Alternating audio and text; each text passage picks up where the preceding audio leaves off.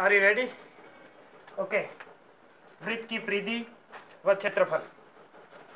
कल्पना करो, मान लो कि एक वृत्त है।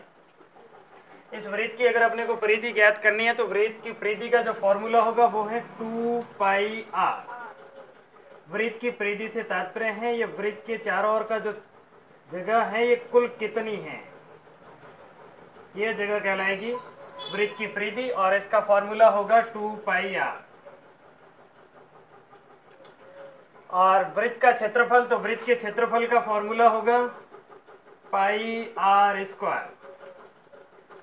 दो चीजें ध्यान में रखनी है अपने को, वृत्त की परिधि का फॉर्मूला होगा 2πr और क्षेत्रफल का फॉर्मूला होगा πr²। अब जैसे वृत्त की परिधि ज्ञात करनी है और क्वेश्चन लिखा हुआ है, ये होगा वृत्त का केंद्र बिंदु जिसे अपन कहेंगे केंद्र, और इस केंद्र से परिधि को मिलाने वाली जो रेखा होगी उसे अपन नाम देंगे त्रिज्या, जिसे अपन r से व्यक्त करेंगे। और त्रिज्या का 2 गुना, यानी कि जो एक परिधि के एक सिरे से दूसरे सिरे तक जो 2 रेखा आपस में मिलेगी उस पूरी रेखा को अपन कहेंगे व्यास। ठीक है, आइए देखते हैं, अब क्वेश्चनों की तरफ चलते हैं। मान लो क्वेश्चन लिखा हुआ है, अगर वृत्त की त्रिज्या 7 सेमी है तो परिधि व क्षेत्रफल ज्ञात करो। परिधि व क्षेत्रफल ज्ञात करो। इसी क्वेश्चन को सॉल्व करते हैं। वृत्त की त्रिज्या अगर 7 सेमी है तो परिधि व क्षेत्रफल को अपने ज्ञात करना है। पहले अपने जो चीज दी हुई है वो लिखेंगे। अपने पास दिया हुआ है त्रिज्या, और त्रिज्या दी हुई है 7 सेमी। अपने को ज्ञात करना है परिधि। परिधि के लिए 3 चीजें जरूरी हैं, 2 चीजें जरूरी है। पाई का मान अपने को पता है, पाई का मान होता है 22/7, और आर मीन्स त्रिज्या, और त्रिज्या अपने पास दी हुई है 7 सेमी। तो वृत्त की परिधि बराबर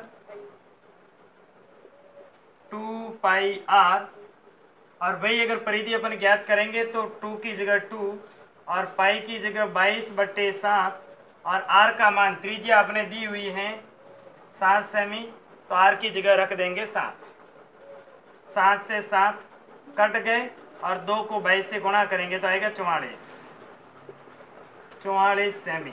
अतः अपनी वृत्त की जो परिधि थी वो परिधि है 44 सेमी। अब इसी वृत्त का अपने को क्षेत्रफल ज्ञात करना है। तो वृत्त का क्षेत्रफल होता है πr²।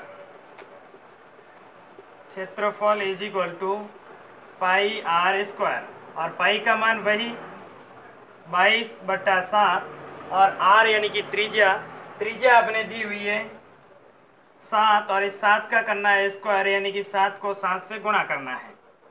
तो 22/7 है तो 7 से 7 कट गए। अब अपने पास रहा 22 गुणा 7, और 22 को 7 से गुणा करेंगे तो आ जाएंगे 154 सेंटीमीटर का स्क्वायर। ध्यान रखें, परिधि आएगी सिर्फ सेंटीमीटर में, या मीटर है तो मीटर के अंदर, लेकिन जब अपन क्षेत्रफल ज्ञात करते हैं तो क्षेत्रफल सेंटीमीटर स्क्वायर और मीटर है तो मीटर स्क्वायर में आएगा। ओके, अब मान लो इसी को नेक्स्ट क्वेश्चन की तरफ बढ़ते हैं अपन। और नेक्स्ट क्वेश्चन कुछ इस तरह से अगर दिया हुआ हो कि अगर एक वृत्त की परिधि 44 सेमी हो तो उस वृत्त का क्षेत्रफल ज्ञात करो। तो उस वृत्त का